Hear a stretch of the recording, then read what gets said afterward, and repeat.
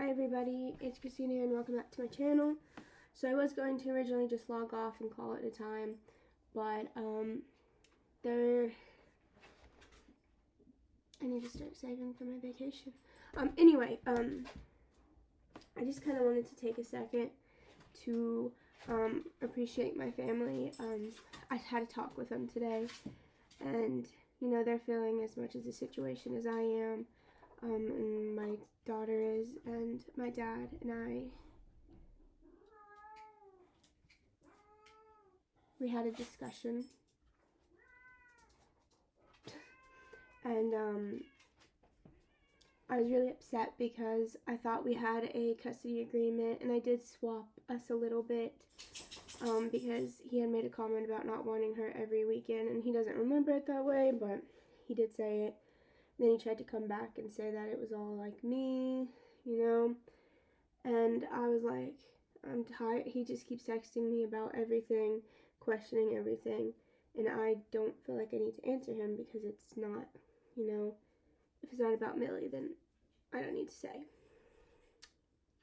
But he decided to basically, he just kept on because he really wants to do the 2-2-3, which is he has her 2 days, I have her 2 days, and we swap off weekends. I think that's way too much moving around for her, and his whole thing on it is, well, she'll adapt. The thing is, I believe that she shouldn't have to adapt. She shouldn't have to adapt that much because she's fixed to start potty training. How are we going to get a consistent schedule? She is already acting out. She is throwing tantrums. She is having fits. She is hitting. She is not being the nice, sweet baby that I know her to be. And there's like, she just gets comfortable somewhere just for her to hop. And here's the problem. One, again, this is his fault. He walked out of our family. He did. He didn't care about her when she was sick. And then now all of a sudden it doesn't matter.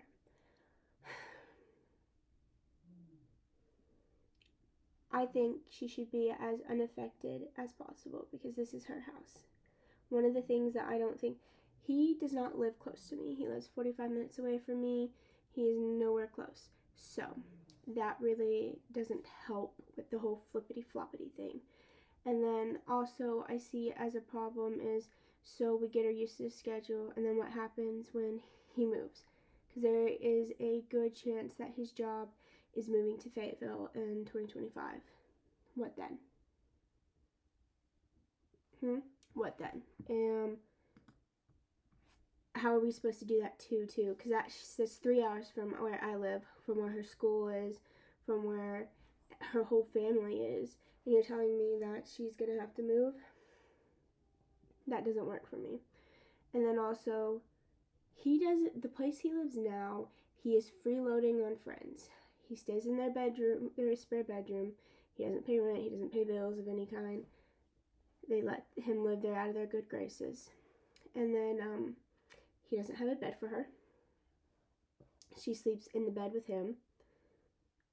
He is, I have proof, because dang Reddit.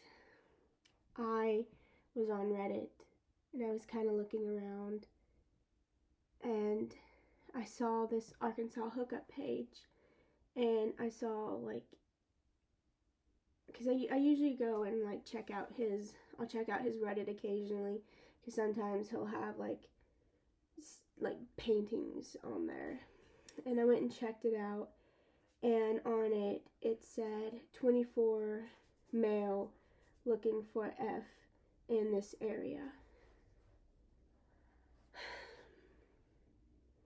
We're still legally married, and it was made 18 days ago, which is about 16 days before he had me served, which is about 15 days before he talked to a lawyer, or before he hired a lawyer. And then he said he'd been recording all of our conversations, which the divorce says it's a regular divorce, so obviously he has nothing on me. And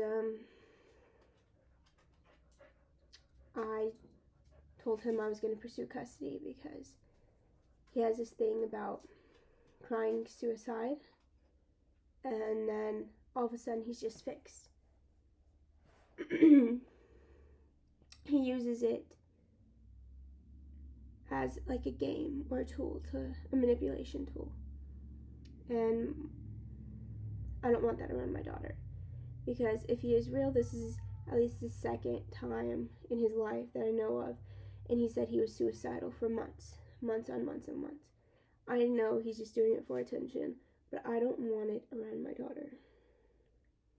And then he told me about it when we first started dating in high school. He had so many of those moments, and he is definitely making himself out to be the victim. If you know the story, you've seen he has talked bad about me, whatever. This is all about my dad. I was talking to him about that, and he's like, well, you're gonna get screwed. He used another word, but that's I'm not gonna say that because I like to keep it kind of family friendly. But he's like, you're screwed. This whole situation is to screw you. He left you. You wanted to work on it. He does not. He goes, you remember that. You did work on it. You were changing everything about you, even though I told you not to. And you were still wanting to work it out with him. And I'm like, yes. And he goes, and I'm like, I'm just worried that he's going to get his parents involved. And they have a lot more expendable income than I do. And because they're both double retired and they both still work. And my dad's like, we've talked about this. We're going to pay for this lawyer. And he goes, and if it comes down to it, I'll sell my Challenger.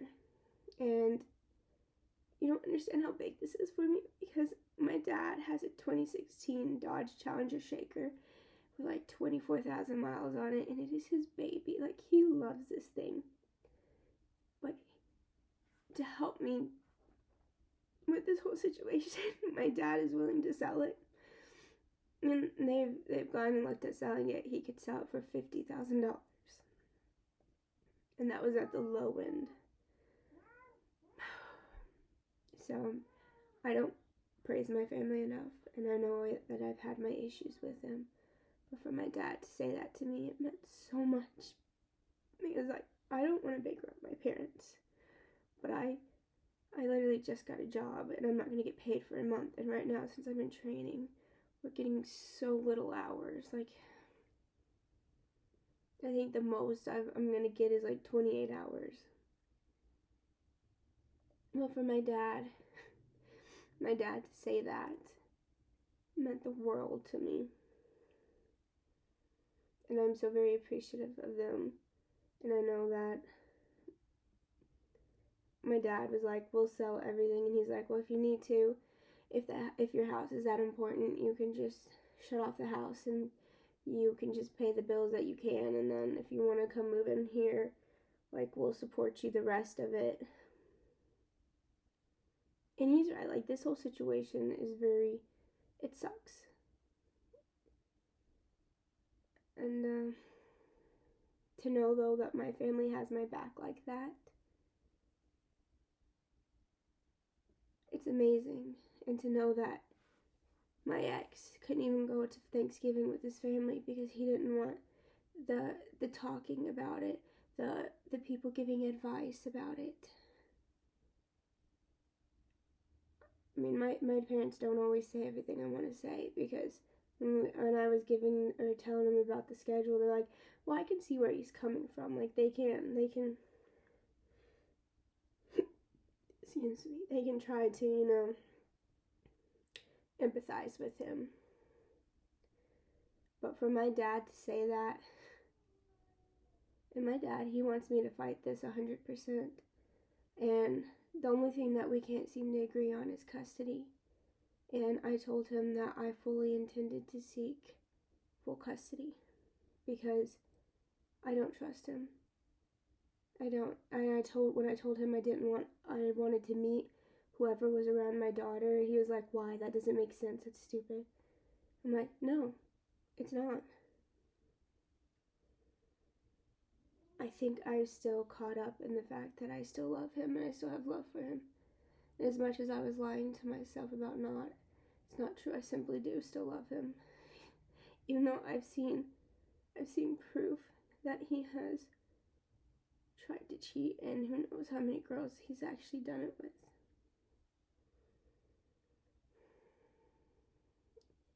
If I was a petty person, I would turn it into his command. But I want him to still be able to support my daughter, and the fact that he doesn't want to pay child support, I'm still going after him for that. But after I'm through with him, I'm hoping my lawyer makes him realize that I don't love him anymore like I used to. And I never will. And I hate to say that because that's my daughter's father. But you can only do so much to a person. And it kind of makes me feel better that my dad and my mom and my sisters are there for me to support me 100%. That they have my back. Because I don't really have anybody else. So guys, take care of yourselves. I know this time might seem hard, but it'll get better. It has to.